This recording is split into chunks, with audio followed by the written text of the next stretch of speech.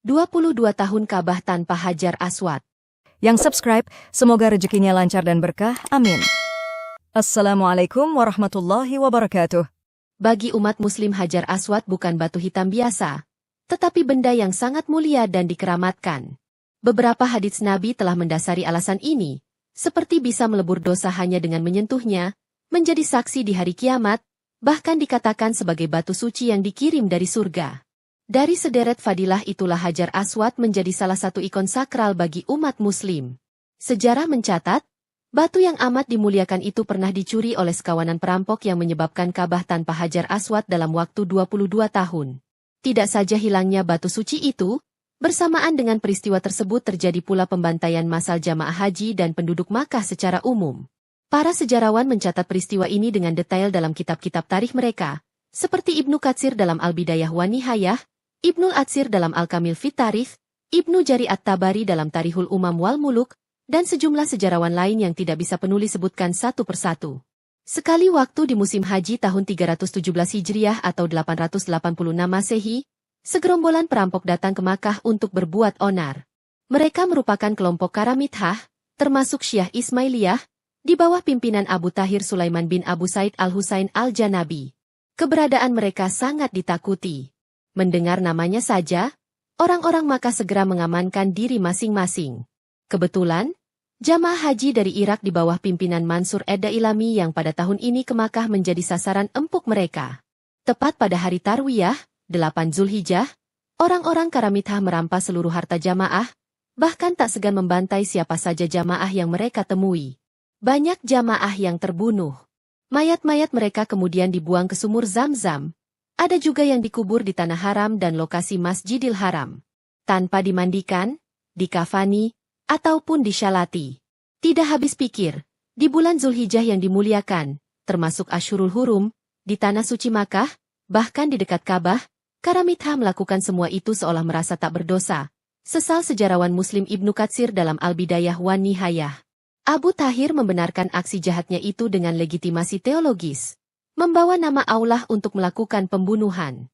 Bahkan dengan jumawa ia menantang tentara burung ababil yang dulu pernah membinasakan Abrahah saat berniat menghancurkan Ka'bah.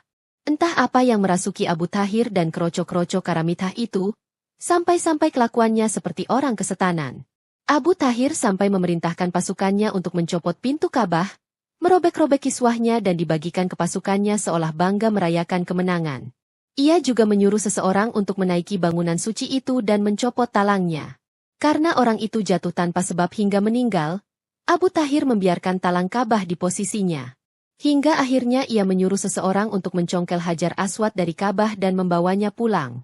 Jelas ini masalah serius bagi umat muslim. Ka'bah tanpa batu sakral itu rasanya sangat janggal. Merespons hal ini, Amir Kota Makkah bersama keluarga dan beberapa pengikutnya menyusul Karamithah dan sebisa mungkin membujuk mereka agar mau mengembalikan Hajar Aswad.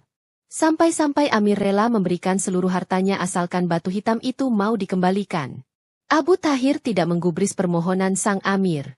Bahkan Amir, keluarga, dan sejumlah pengikutnya tersebut dibantai habis. Tampaknya pasukan Amir bukan apa-apa di hadapan rombongan Karamithah yang kuat dan bengis itu. Bersama pasukan Karamithah, Abu Tahir dengan bangganya membawa pulang banyak harta jarahan dan Hajar Aswad di daerahnya, wilayah Hajar.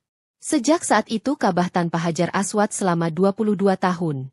Kelompokan Karamithah ini sebenarnya orang-orang kafir dan zindik yang selama ini belum banyak orang tahu. Mereka berafiliasi dengan kelompok Fatimiyah yang pada tahun itu berkuasa di wilayah Afrika bagian selatan tepatnya di Maroko. Pemimpin Fatimiyah itu bernama Abu Muhammad Ubaidillah bin Maimun Al-Qadah yang dijuluki Al-Mahdi. Fatimiyah merupakan satu-satunya dinasti yang secara resmi mengadopsi cabang Syiah Ismailiyah. Melihat track record-nya, Al-Mahdi ini sebenarnya orang Yahudi yang berprofesi sebagai tukang emas dari daerah Salamiyah, sebuah distrik di Suriah Barat. Ia bermigrasi ke Maroko dan mengaku sebagai seorang syarif, masih memiliki nasab ke Rasulullah, dari kalangan Fatimiyah. Pengakuannya dipercayai begitu saja oleh orang-orang barbar dan sejumlah masyarakat lainnya. Ia kemudian mendirikan negara yang berpusat di kota Sijil Masa, Maroko dan membuat kota baru bernama Al-Mahdiyah, dinisbatkan pada julukannya, Al-Mahdi. Rupa-rupanya kelakuan Karamithah ini sudah melewati batas. Sampai-sampai Al-Mahdi memarahi mereka melalui surat yang ia layangkan kepada Abu Tahir. Al-Mahdi sangat menyayangkan kecerobohan mereka.